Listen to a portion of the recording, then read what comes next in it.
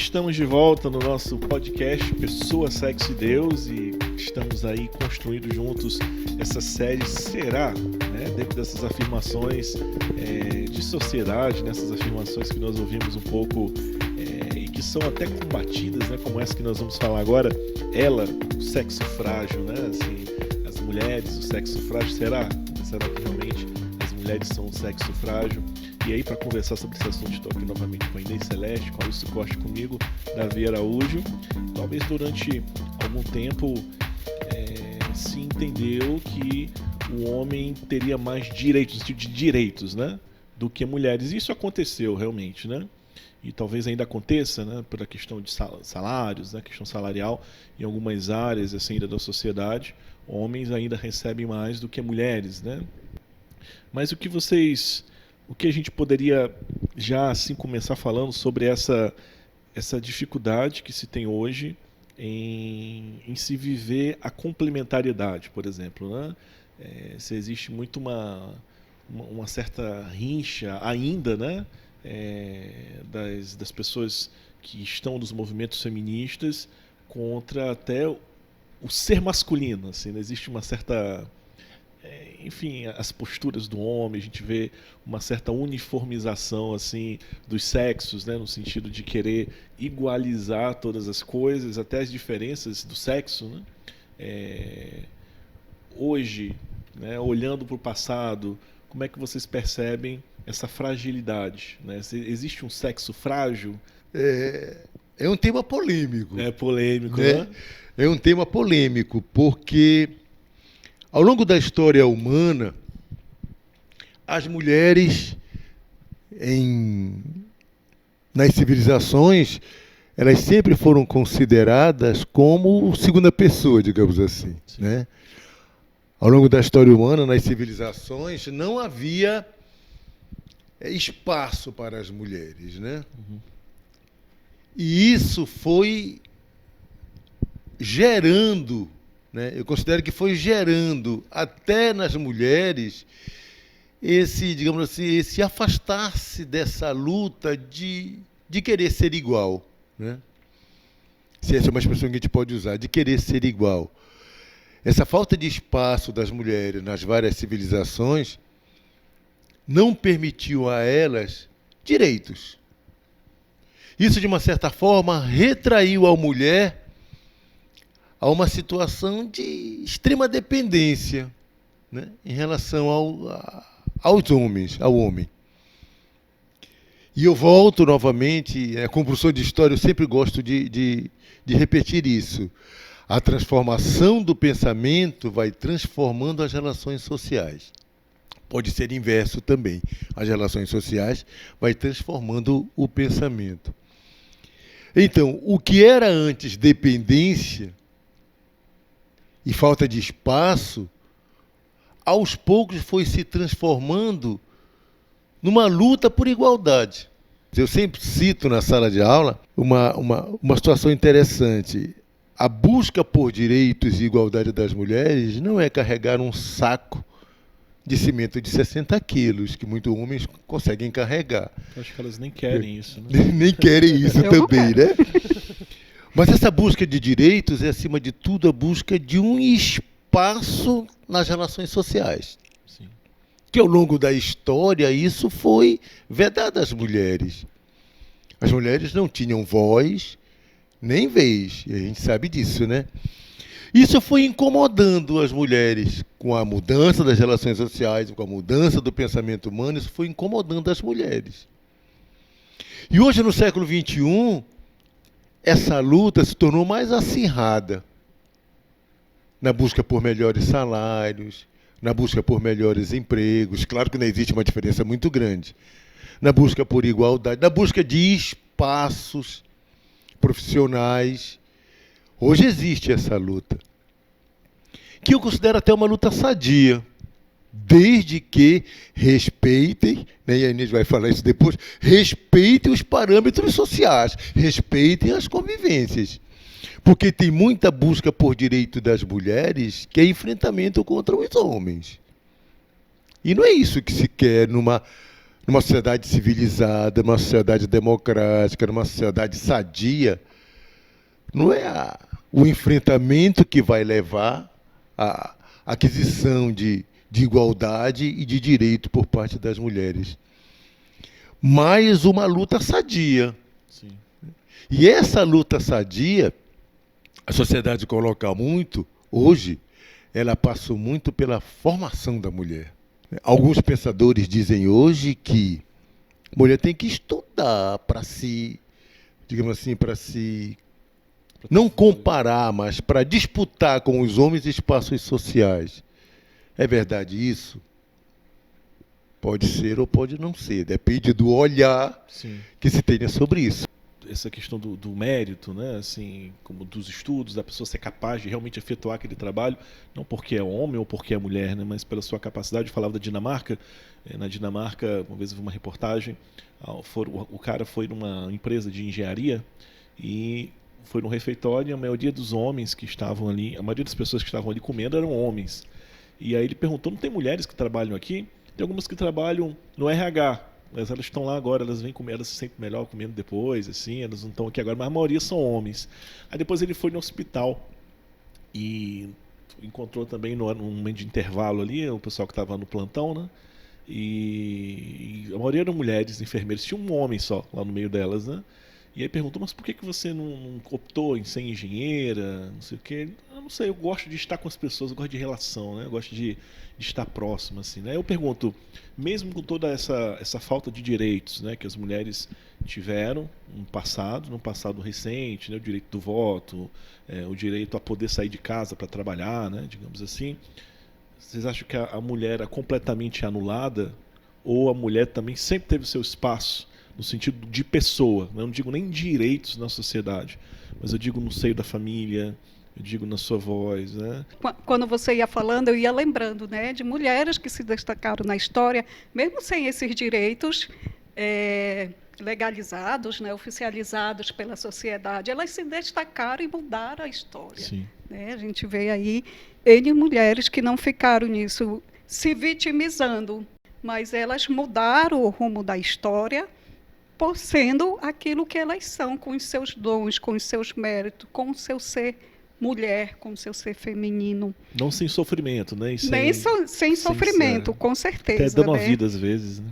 Muitas vezes. Então, as mulheres também se destacaram, e além de leis oficializadas, né, e promulgadas pela sociedade, a mulher se destacou. O professor Ailson falou muito bem, né, que a mulher realmente busca essa relação de igual para igual, essa relação que todos têm direito, mas que não precisa... o confronto, o confronto, que não é uma briga, como muitos grupos feministas hoje fazem, que se resumiu numa briga do homem contra a mulher. Nós precisamos do homem. O homem precisa da mulher e a mulher precisa do homem. Sim. Isso é fato, né? São dois seres, né, que existem e que se complementam.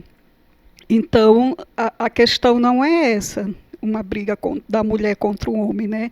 Mas é desses espaços. Eu achei muito interessante, com essa nossa conversa agora, nessa semana eu assisti um filme, que a mulher, ela tinha uma sociedade com o homem passou ela para trás, e ela saiu e montou a própria empresa dela, mas ninguém queria fazer negócio com ela, porque ela era mulher. Embora todo o talento fosse dela, ela que fez o outro crescer, ela que colocava a empresa dele para frente.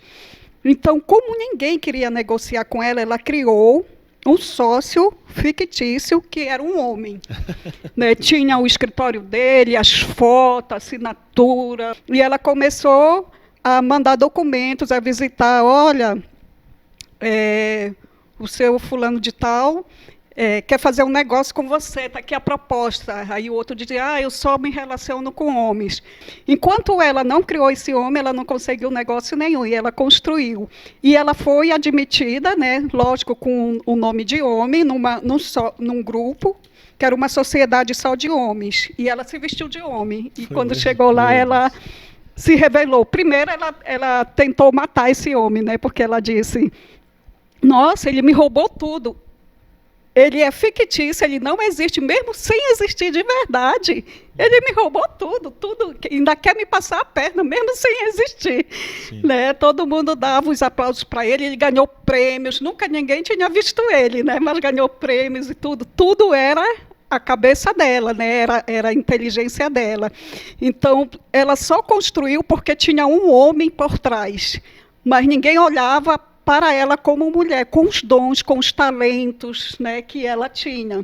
Então, as pessoas ainda vão colocando, né, muito na sociedade, infelizmente, ainda hoje, muito a questão de sexo. Não, se é mulher, tem capacidade, ou não tem capacidade. Se é homem, pode. Se é mulher, não pode. Sim. Lógico que questões físicas, né, que mulher realmente tem os limites físicos, e tem coisas que é mais próprio da mulher e coisas que são mais próprias do homem. Mas não é essa a questão, né? Como o professor Ailson falou. É essa questão relacional. Sim. Essa questão relacional. Essas características próprias, né, do ser homem, do ser mulher, a gente vê muito na linguagem, na propaganda feminista, né, do Simone de Beauvoir, né, que falava que o corpo da mulher não acompanha os seus desejos, né? Assim, porque ela acaba ficando grávida e tem que parar a sua vida profissional, como se isso fosse um problema, né? Assim, ela coloca a maternidade, né? O gerar a vida ali no seu corpo como um problema para os seus anseios, né? Para os seus objetivos. Ela também diz, né, que não se deve dar à mulher o direito de ficar em casa com os filhos, senão ela vai aceitar, senão ela vai querer. Ou seja, é algo próprio ali do instinto da mulher, né? Digamos assim, sobretudo aquela que se torna mãe biológica, né? De querer estar com a sua prole, de querer estar com o seu filho, né?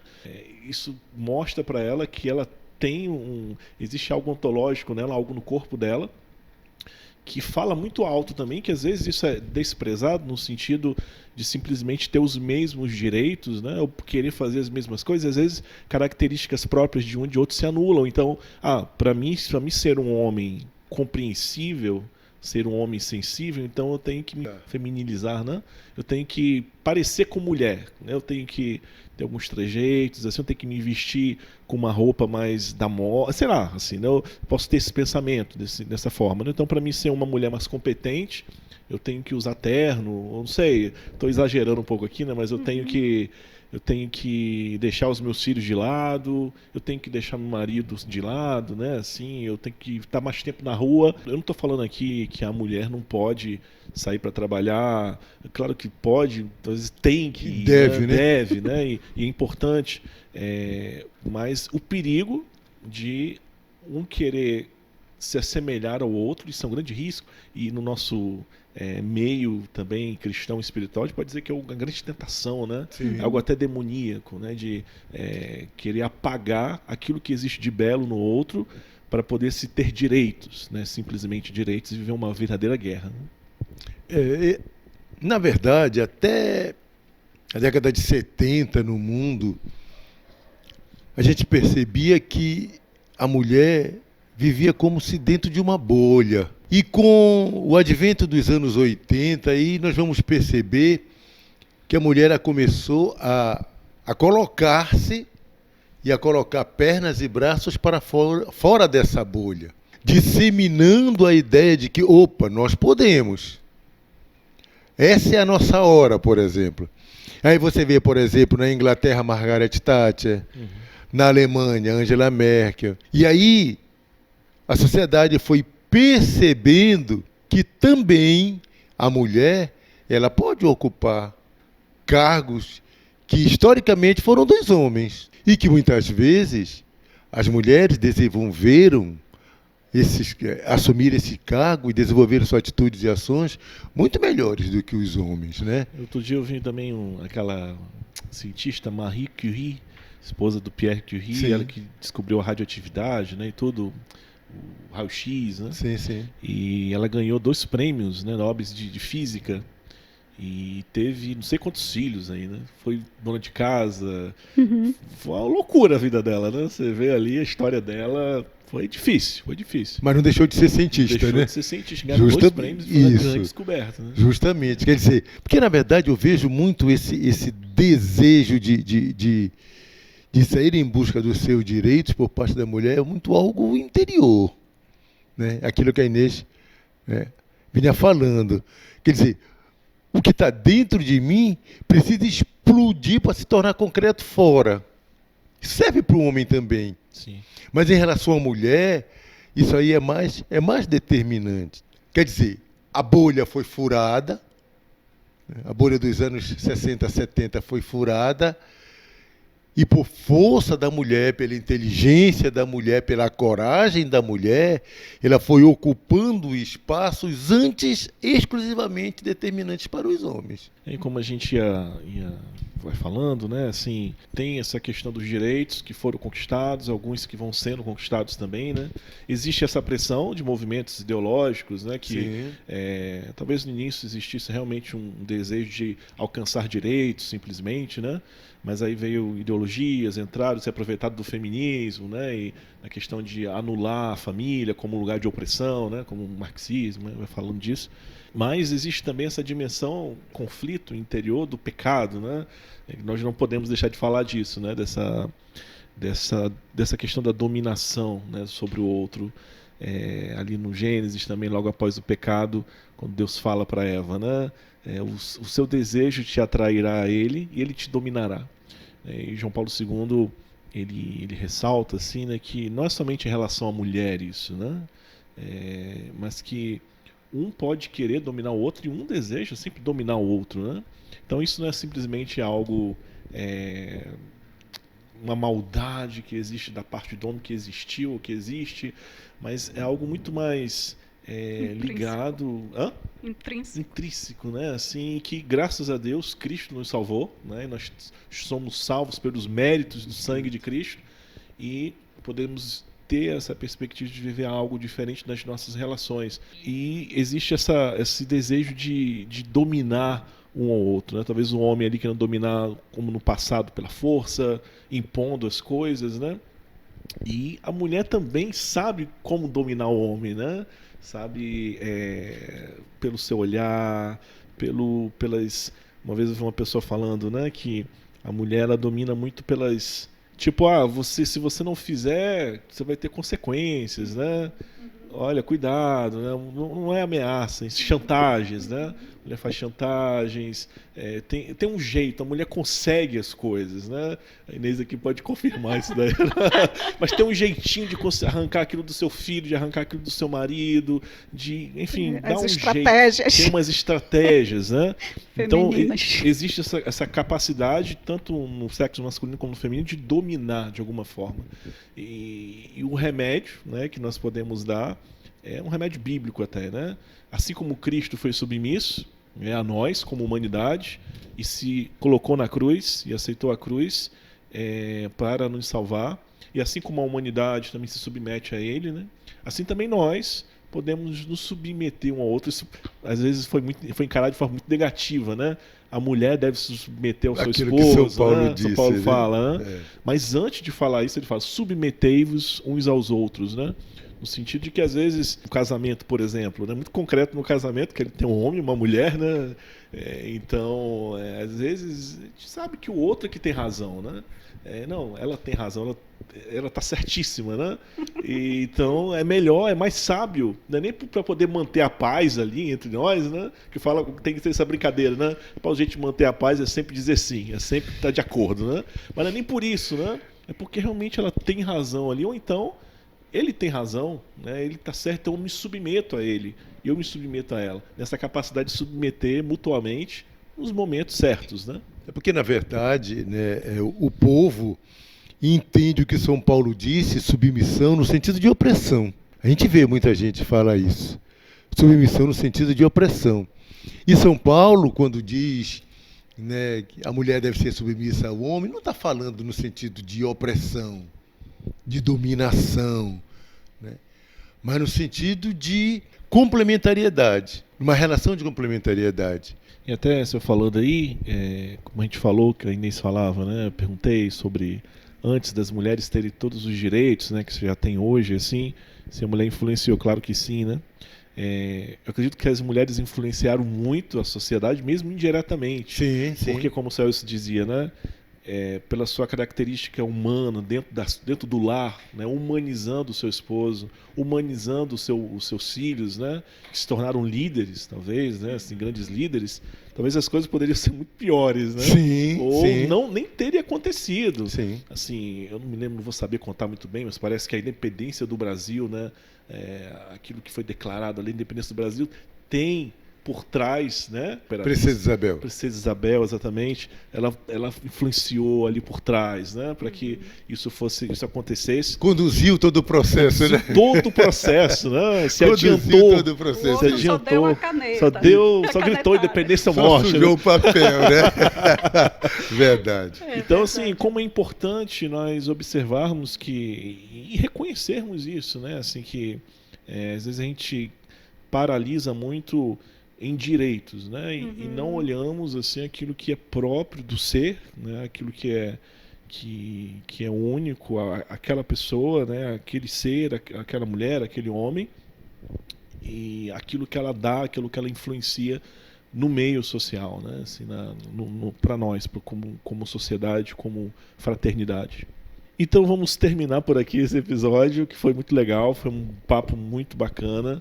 E espero que você aproveite bem. Infelizmente não dá para a gente falar de tudo aqui, porque nós queremos manter um tempo curtinho, né, para a gente poder ouvir bem e compartilharmos esse conteúdo. Por isso eu convido você a compartilhar, a curtir e a nos seguir, né, porque sempre teremos conteúdos novos por aqui. Ok? Então fique com Deus e até o nosso próximo episódio.